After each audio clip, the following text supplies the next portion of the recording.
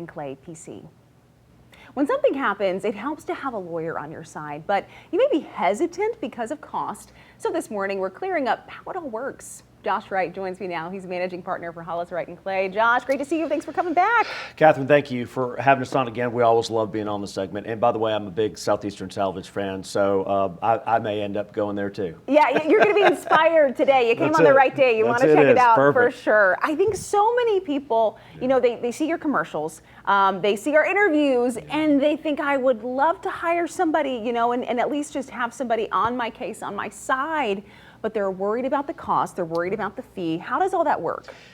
It's a great question, and a lot of people just don't understand, Catherine, the way the process works, and that's why we like to get around the state and talk at moments like this to explain it. So Hollis Wright is hired through what we call a contingency fee contract. Let's first just describe what that is. It is a contract where the lawyers at our law firm do not bill by the hour.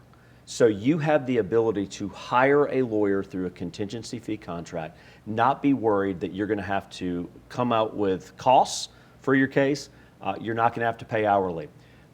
If we're successful in a case, and only if we're successful in a case, we get a percentage of the fee. So that's one of the beauties of a contingency fee contract that allows someone who has been injured and may have medical bills and not be able to afford a lawyer like the insurance company can afford lawyers. They need someone to be able to advocate for them. So what it does is it's a contract that allows someone to have access to justice that may not be able to afford it traditionally through normal means. And it's what we provide for them in circumstances where they may not be able to afford a law firm. Now, when it comes to an injury case, maybe you're injured in an accident, can you talk a little bit about how that fee structure plays out? Yeah, it's a great question. And so the contingency fee contract can be negotiated in a couple different ways, but ultimately, you know what you're getting into when you enter into this agreement, and you know that you're not going to ever have to come out of pocket. So here's how it generally is structured.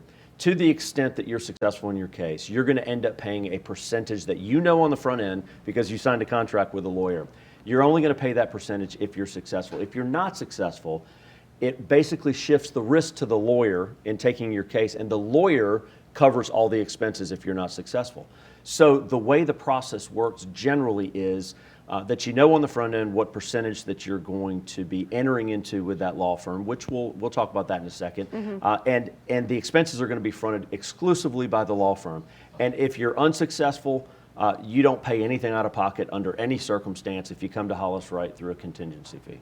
Now, does it matter, does that fee, you know, depend on the type of case? Does it change? It does. Let's take some examples. So in a workers' compensation case, if you're injured on the job, there is a defined fee structure that by statute only allows a law firm to get 15%, okay? So workers' comp is totally different. In a traditional car accident case or something where a lawyer's going to have to maybe go procure or obtain medical records and medical bills and negotiate a case for you, the fee may be in the 33%, 1/3.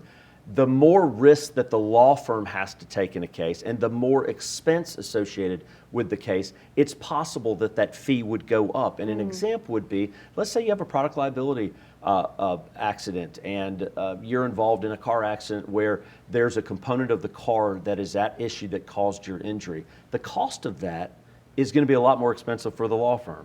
We're going to have to go get experts. We're going to have to be able to go file cases and actually take depositions of representatives of that company and try and prove the elements necessary in a product liability case. In that case, the fee structure would be negotiated a little bit higher because there's more risk for the law firm there. It doesn't mean that you're going to pay any of the costs. The costs are still shouldered by the lawyer, but because the risk goes up, the fee goes up. But here's the beauty of all this. Lawyers are incentivized, Catherine, to get the highest value for a client. So that's one of the nice things about the contingency fee contract is that they are incentivized, and the intent is the law firm is making more money the higher they get for you. So if the fee structure goes up and the risk goes up, you know about it on the front end, but the lawyer's still incentivized to try and maximize the recovery for the person. Before we go, I want to ask, is there any case in which, any type of case where this fee structure doesn't work? Such a good question, and the answer is yes. If the case does not involve money damages in a civil court, generally the contingency fee contract would not work. And we don't handle those type cases. But let me give you some examples. Criminal law, you're not going to have a contingency fee contract. If you've got domestic issues or child custody issues, those things are not going to be good for a contingency fee contract. But everything that involves money damages and you need access to justice in a civil court, that's where you'd want to come to Hollis Wright. Good to know. We have that information on the screen right there. We can contact all of you in Hollis Wright. Josh, great to see you. Thanks for stopping by. Great to see you too. Certainly.